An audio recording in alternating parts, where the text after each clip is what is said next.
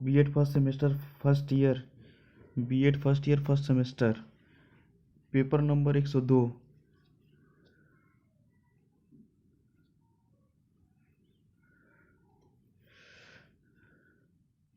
चलिए शुरू करते हैं यूनिट 3 का पार्ट 2। गिलिन एवं गिलिन द्वारा बनाए गए संघर्ष के 5 स्वरूपों में कौन एक स्वरूप नहीं है? कलह। सीमेल द्वारा बनाए गए 4 स्वरूपों में कौन सा एक स्वरूप शामिल नहीं है? राजनीति। निम्नलिखित में से किसे एक संघर्ष का परिणाम नहीं माना जाता? स्वस्थ समाज का निर्माण।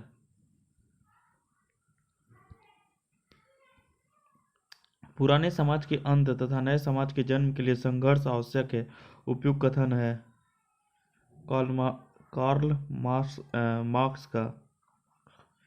किसने श्रमिक वर्ग को ही अस्थायी रूप से पूंजीवादी वर्ग का जन्मदाता माना है? Karl Marx. वर्ग संघर्ष पूरे समाज के कभी भी नहीं होता है। वर्ग संघर्ष पूरे समाज में कभी भी नहीं होता है, बल्कि छोटे छोटे समूहों के मध्य होता है। यह कथन किसका है? डेनरेनड्रॉफ का। मार्क्स के अनुसार वर्ग संघर्ष एवं पूंजीवाद के विनाश के बीच किसमें छिपे होते हैं? पूंजीवादी व्यवस्था में। मार्क्स के अनुसार वर्ग संघर्ष के परिणाम के रूप में पूंजीवादी के विनाश के साथ समाज में से किस वर्ग का उदय ही कल्पना की गई है? सर्वहारा वर्ग।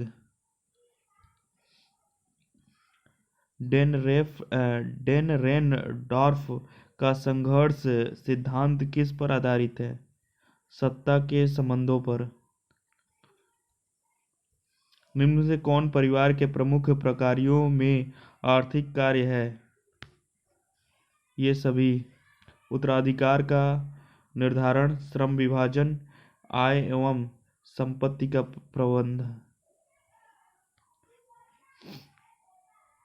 निम्न से कौन सामाजिक संस्था के रूप में परिवार के प्रमुख प्रकार हैं? शैक्षणिक कार्य, जैविक कार्य, धार्मिक कार्य। किसी वयस्क व्यक्ति का व्यक्तित्व प्रत्यक्ष रूप से किससे प्रभावित होता है? बचपन के अनुभव से। बालक के चरित्र निर्माण में किसकी भूमिका महत्वपूर्ण होती है? परिवार की। शिक्षा के लिए प्रारंभिक बिंदु माना जाता है घर परिवार। माता पिता का अति आशावादी होने से बच्चे के विकास पर किस प्रकार का प्रभाव उत्पन्न होता है? नकारात्मक। Conflict sociology towards and explanatory science नामक पुस्तक की रचना किसने की थी? कॉलिंस। मनुष्यों में सामाजिकता का गुण पाया जाता है, लेकिन यह संघर्ष प्रवृत्ति प्राणी है। यह प्रस्तुत कथन किसका है? कॉलिंस का। निम्न में से कौन राज्य की तरह समाज के प्रत्येक व्यक्ति व परिवार के सदस्यों के प्रतिबंधित, नियंत्रित और दंडित और पुरस्कृत करती है? सामाजिक संस्थाएं। बालक के समाजीकरण में महत्वपूर्ण भूमिका निभाता है सामाजिक संस्थान। निम्नलिखित में से किसे सामाजिक संस्था के अंतर्गत शामिल किया गया है?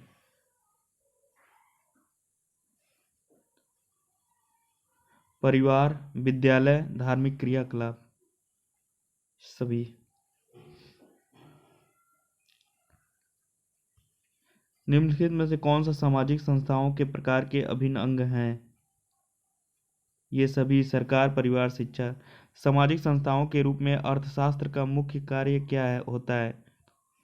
वस्त्र की पूर्ति में, आश्रय की पूर्ति में, भोजन की उपलब्धता प्रदान करने में। उपरोक्त सभी। निम्न में कौन सा समाज के प्रमुख प्रकार हैं? सामाजिक कार्य, जैविक कार्य, आर्थिक कार्य। प्राचीन भारतीय समाज में व्यक्ति के किस विकास पर बल दिया गया है? चारित्रिक विकास, धार्मिक विकास। लोकतांत्रिक समाज में व्यक्ति के किस विकास पर अधिक बल दिया जाता है? व्यक्तित्व विकास। आदर्शवादी समाज में सर्वाधिक विकास किसका होता है? विद्यालयी शिक्षा का, आध्यात्मिक शिक्षा का। किस प्रकार की सामाजिक व्यवस्था में देश, काल तथा पारिस्थितिकी के अनुसार बदलाव होता है? प्रयोजनवादी समाज।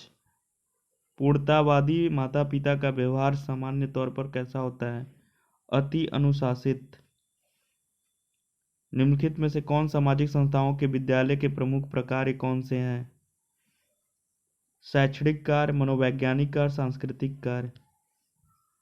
निम्नलिखित में से कौन विद्यालय के प्रकार के शैक्षणिक कार्य के अंतर्गत शामिल प्रमुख कार्य है?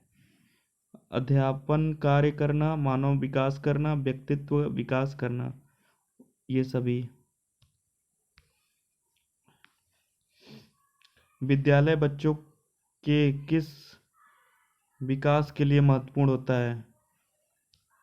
मानसिक विकास, पारित्र्य निर्माण, आदर्शों व मूल्यों के विकास, ये सभी। बच्चों के पूर्ण विकास के लिए सबसे अनिवार्य संस्थान किसे माना जाता है? विद्यालय को। परिवार के बाद कौन बच्चे में सामाजिक और सांस्कृतिक मूल्यों के विकास के लिए जिम्मेदार होता है? अध्यापक। समाजीकरण में बच्चों जिसका अनुकरण करते हैं और स्नेह और सहानुभूति पूर्ण बर्ताव करना सिखाते हैं? अभिभावक और शिक्षक का। सामाजिक परिवर्तन या आंदोलन समाज अथवा उसके सदस्यों में परिवर्तन लाने अथवा उसका विरोध करने का सामूहिक प्रयास होता है। यह कथन किस विद्वान का है? Horton and Hunt. निम्न से कौन सा लक्ष्य रूपांतरणकारी सामाजिक आंदोलन का है? व्यक्तिगत चेतना का विकास, गतिविधियों में परिवर्तन लाना। The logic and collective action नामक पुस्तक किसकी रचना है? मानकर ओल्सन का। सामाजिक आंदोलनों के किस सिद्धांत का सार यूरोप के सामाजिक सिद्धांत और राजनीतिक दर्शन में व्यापक रूप से देखने को मिलता है? 9 सामाजिक आंदोलन सिद्धांत।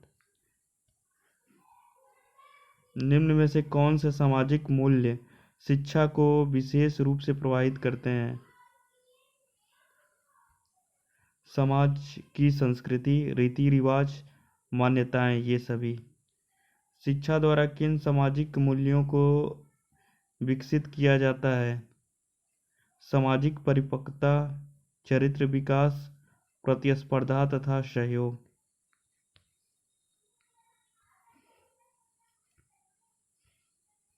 अपने साथ और दूसरों के साथ भली प्रकार चलने की बढ़ती हुई योग्यता विकास का कौन सा प्रकार है?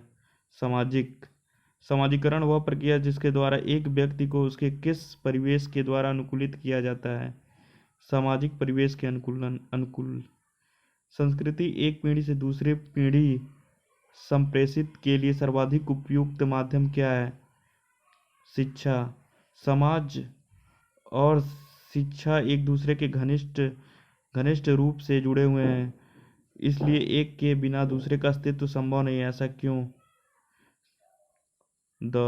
शिक्षा मानव जीवन का पोषण करती है, मौजूदा संस्कृति को सुरक्षित रखती है, नई संस्कृति का सृजन करती है और इन दोनों की एकीकृत करती है। आप संस्कृति पद को कैसे परिभाषित करेंगे?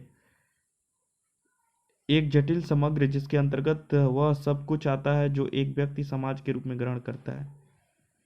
संस्कृति के संदर्भ में सृजनात्मक कार्य से क्या तात्पर्य है? नवीन मूल्यों का सृजन।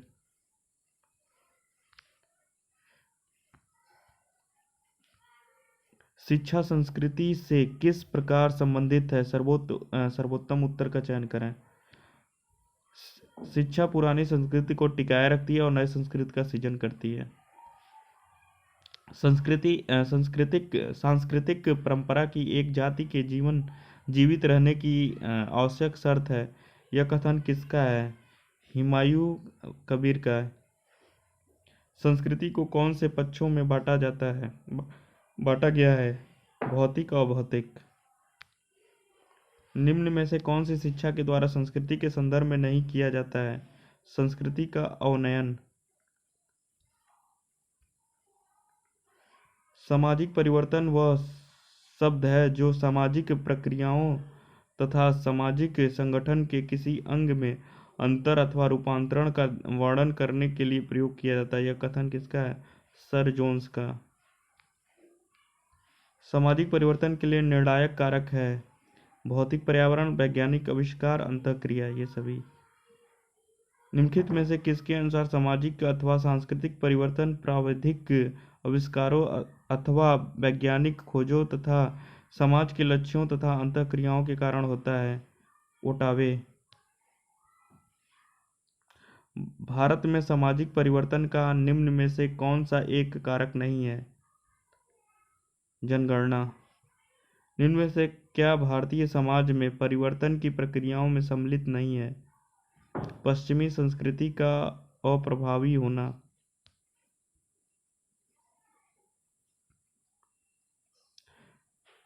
सामाजिक गतिशीलता की प्रक्रिया को समझने के लिए संस्कृतिकरण की प्रक्रिया का प्रतिपादन किसने किया था? Doctor M.N. श्रीनिवास ने। सामाजिक परिवर्तन के किस सिद्धांत के प्रतिपादन कार्ल मार्क्स हैं? श्रृंखला सिद्धांत। सामाजिक परिवर्तन के चक्रीय सिद्धांत के प्रतिपादक कौन है? स्पेंगलर, सिरोकिन, टैनबी। हाँ, इस तरह हमारा वीडियो समाप्त होता है।